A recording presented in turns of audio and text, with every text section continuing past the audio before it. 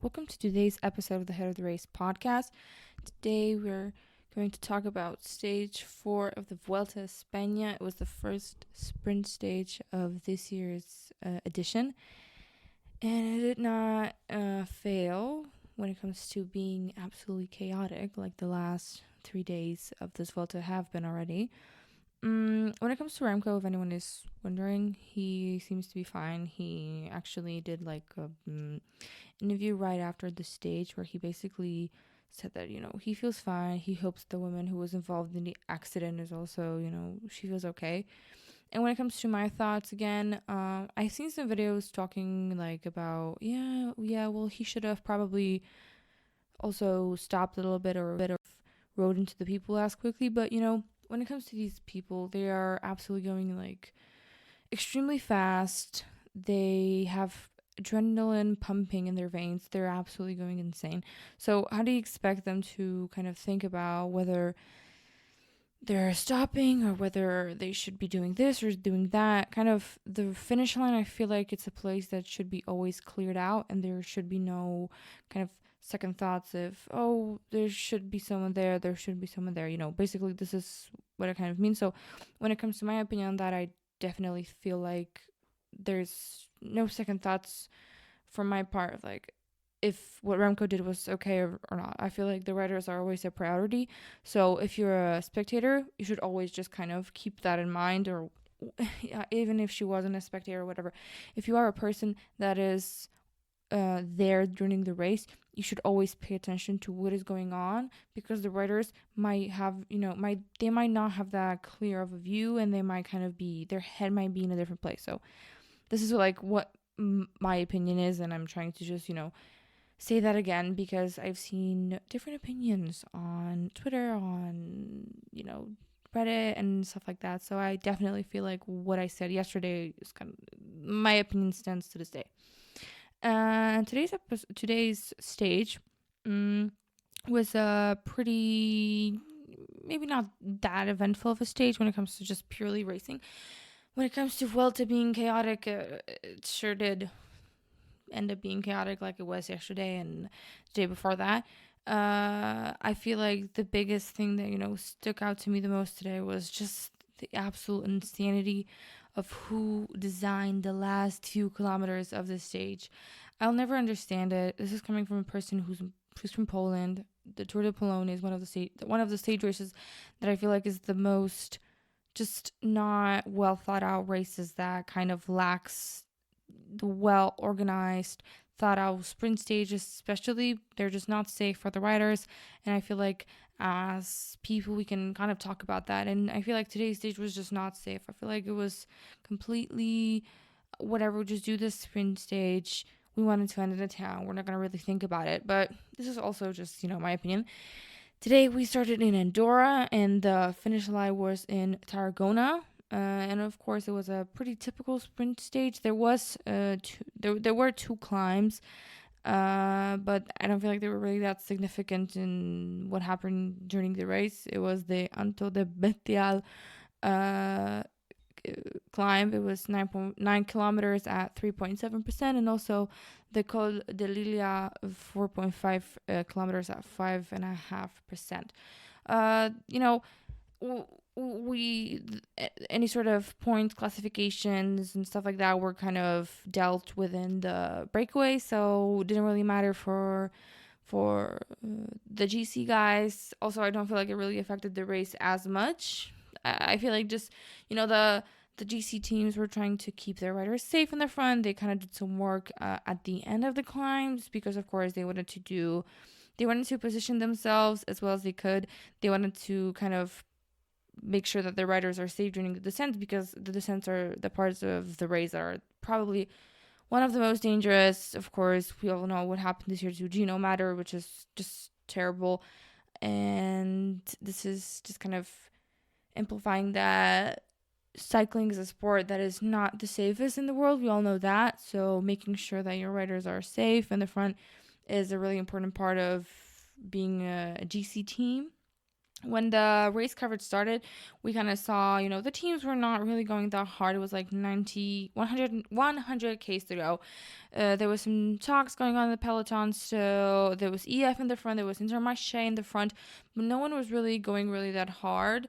I don't feel like there was really that much going on. And mostly till the last 30 Ks of the race, you could have just watched the stage from there. I don't feel like it would have really hurt you. DSM did some work at the front, of course. Alpecin Deceuninck was actually Alpecin Deceuninck was in the front for quite a bit of time. I thought they were going to kind of play a part maybe a bit later on. There was also Quick Step in the front for a little bit. Of course they have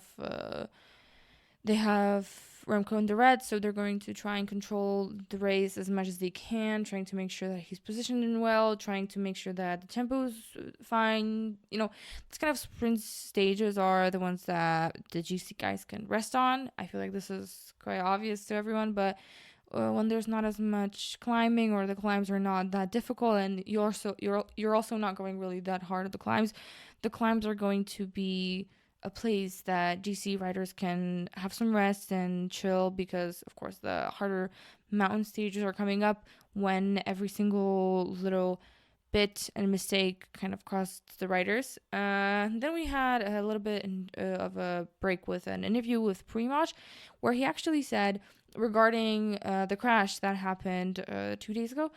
He said that he actually kind of did feel affected by the crash. He felt a bit, he wasn't feeling that great. Like, he felt he was still a bit hurt from the crash. So because a lot of people were wondering, and actually it did affect him. Mostly people were thinking, yeah, it's mostly Geraint Thomas, but because Primož kind of didn't really talk about it, but he ended up actually telling us that he was affected by the crash quite a bit.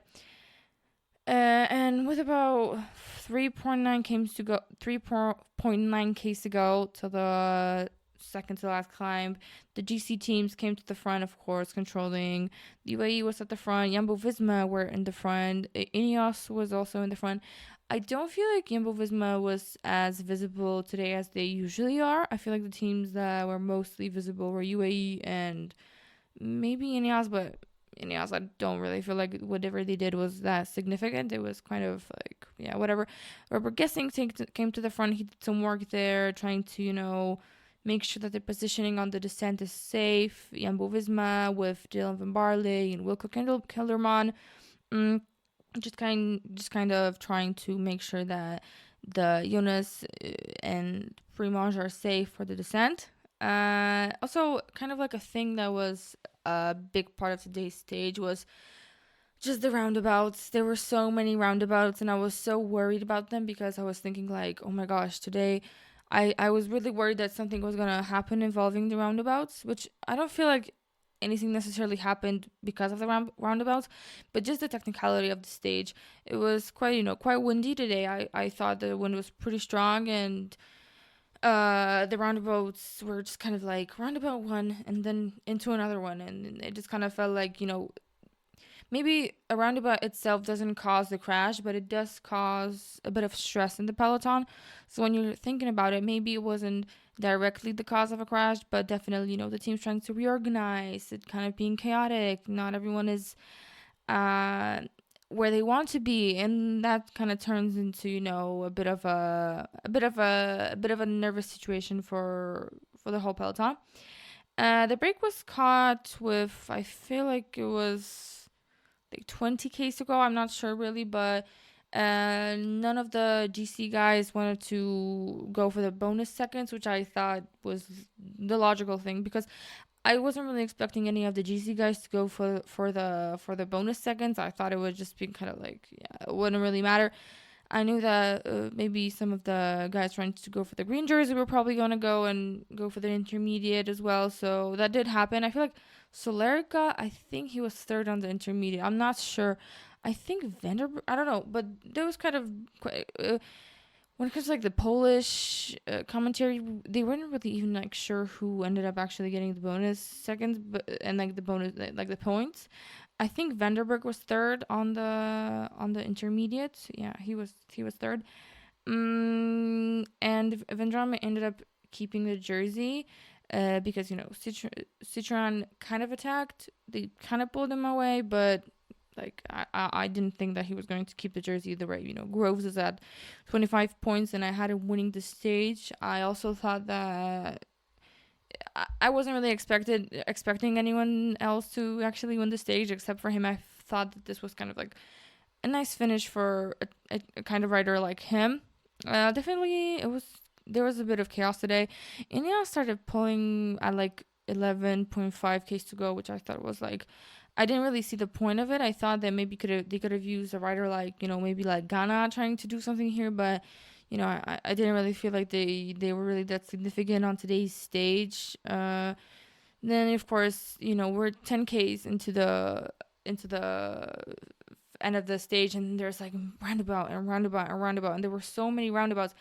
I remember just thinking that this is a really weird way to do a stage, especially a sprint stage that is going to be just, a sprint stage is always going to cause a lot of chaos because everybody's going really fast. There's a bunch of teams that want to win the stage. This is not the most sprinter packed kind of Grand Tour, but definitely that kind of makes it even more chaotic because more people want to go for the stages. They feel like they have a bigger chance that they would on any other Grand Tour. So I feel like this is just kind of like adding wood to the fire.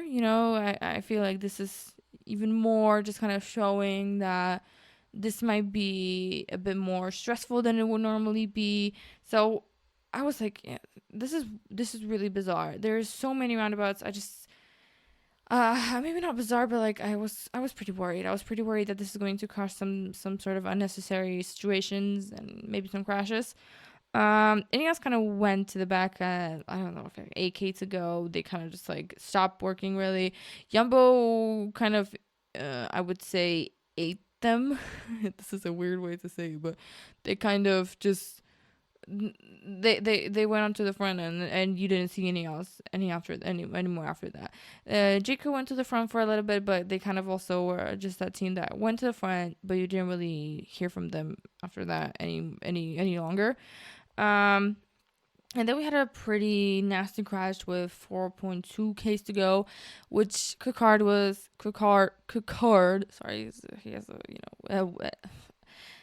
this is a French name. I'm going to butcher it. So he ended up crashing, and I was kind of sad about that because I thought that he might have had a chance to do something really good on this Vuelta, and maybe he wasn't that affected by the crash or whatever, but you still kind of get worried that this rider is going to be maybe more nervous. Crashes kind of course they affect the riders. They're going to make them a bit more nervous. They're going to end up being a bit more, stiff on the next stage, or so you're not going to feel as loose. You're going to be worried, what if I crash again? And also quite a big loss for Bahrain Victorious, because Buitrago ended up actually falling down. And since I'm Polish, I have to mention that Kamil Gradek ended up crashing. Kind of a controversial person, because this year, I don't remember which race it was. I literally cannot remember which race it was. He did something really weird this year. He like pulled over to the side, and I don't know, he did something bizarre. I just can't remember what exactly it was, but I just had to mention that he also did fall down. Also, Wilco Kelderman ended up falling as well, but they kind of didn't mention it. They mostly were just talking about Coulthard and Buitrago, which, yeah, obviously they're going to mention those guys. The crash was kind of, I feel like it was just, sprint stage, chaos, nervousness, because at that point, I didn't feel like the way that the organizers did this thing with the, like, what's the word? This kind of turn to the right. I don't feel like it was really that weird, because of course you want the riders to make sure that they don't go to the right. They added a big little sign. There was someone also there that kind of warned the riders about whether or not there's something dangerous there. So I feel like it wasn't really the organizers' fault. I feel like it was just a typical, sprint stage, going fast. Someone does something weird. Someone stops. Someone is nervous. There's some wheel touching. So I didn't really feel like it was the organizers' fault on this particular part, but at 2.4 Ks to go, Van Baarle goes to the front. He kind of tries to make sure that Jonas is there, that everything is fine, there's no crashes, positioning, yada yada yada, of course. And then UAE kind of go to the front, which I thought was like, when I saw UAE go to the front, I was like, this is a really good situation for UAE. I thought that this is actually I really thought that this could go somewhere. I was like, this looks like a pretty nice situation, because you have like 1.6 Ks to go. It's an uphill finish, okay, but still, you have two guys in the front. Alpecin kind of ended up, like, their lead out was kind of messy. Like, it really didn't lead anywhere. There was also Vanderberg kind of pushing a UAE rider. I was just confused about that. Like, what are you trying to achieve with this? But, whatever. Everybody is entitled to their own way of life. I don't really know what that was for, but, what can you do? And I thought that the whole UAE lead out train was going to actually... I thought that was a pretty, a pretty interesting situation. I thought that there was something that was going to happen there. And then Milano kind of went to the front and he attacked. He basically launched his sprint, which I remember watching this. I was like, this is way too quick. I thought this is so quick. I thought he launched way too early.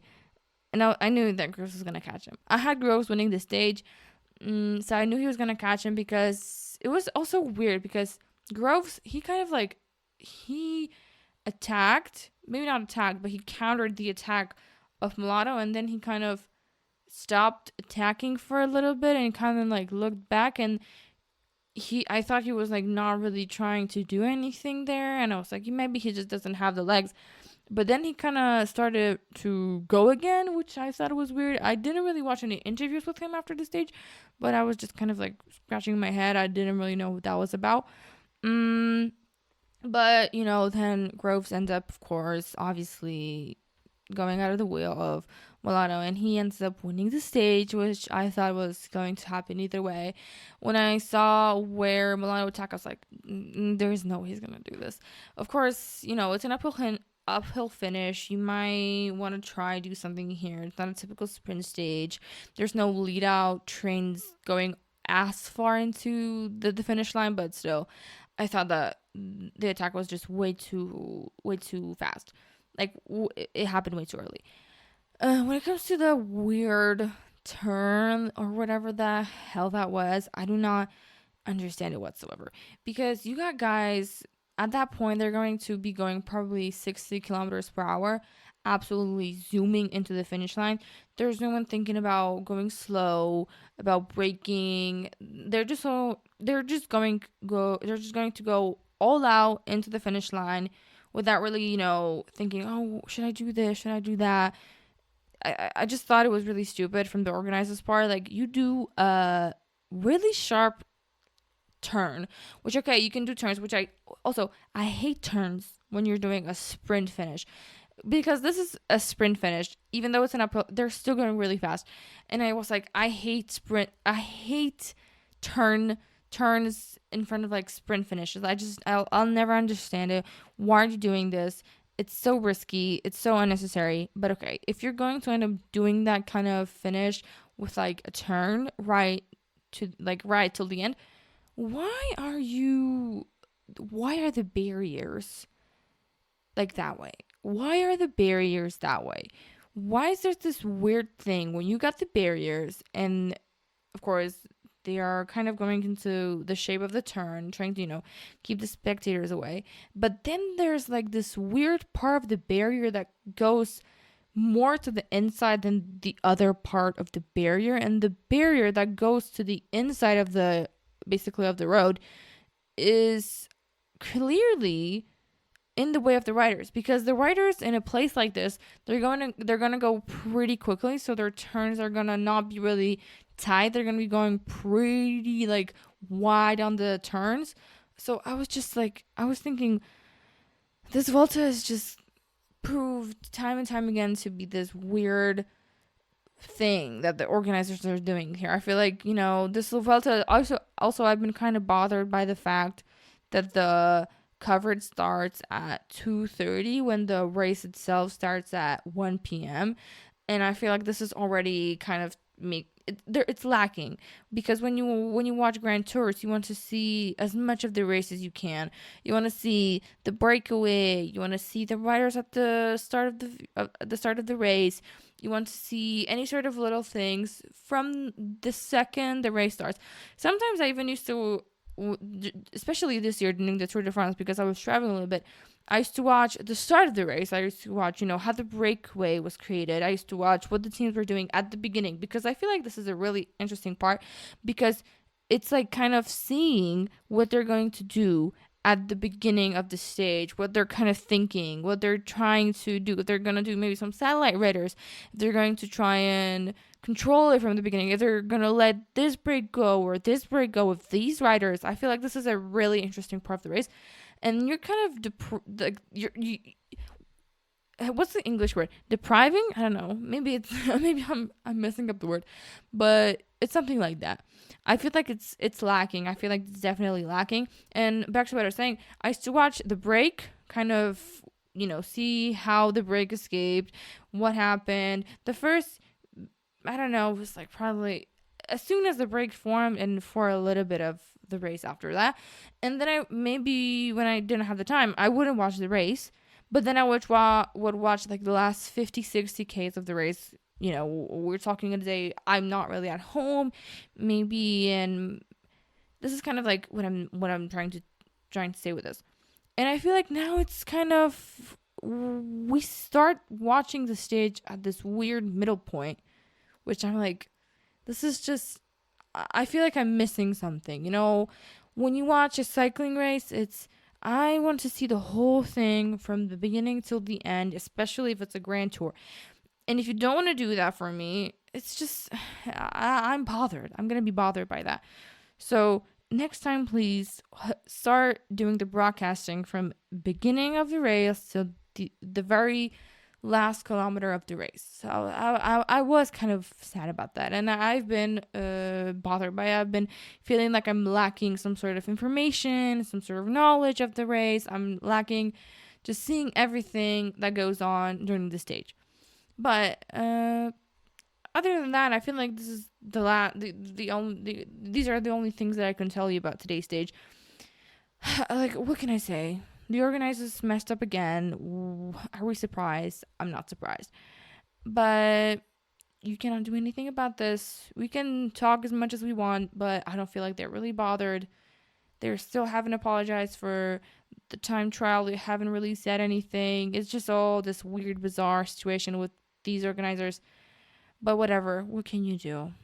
The athletes can say stuff, but we as fans of cycling, we can just, kind of look at this and think, this is not the right way to race, especially if you're not racing in cars, and if you're not racing in machines. You're literally people on bikes. So this is just bizarre. When it comes to that, shout out to Kaden Groves for winning today's stage. I thought he did really well. I was excited for him, because I thought that this is the perfect race for him to just kind of show himself again. Maybe it's not the best sprinters, not the best sprinters are here on this race, but still, he's proven himself to be a really good sprinter when he is competing for the sprint. I feel like on a situation when you wouldn't expect a guy like him to win, he does win. And today, I picked him for the stage, and he ended up winning. So, shout out to him. I feel like this is everything we can say about today's stage. Tomorrow we got another, I'm not sure though. We got, I feel like another sprint-ish stage, so probably not anything as exciting tomorrow as well. But other than that, I feel like this is all I can tell you about today's stage, and see you for tomorrow's stage number 5.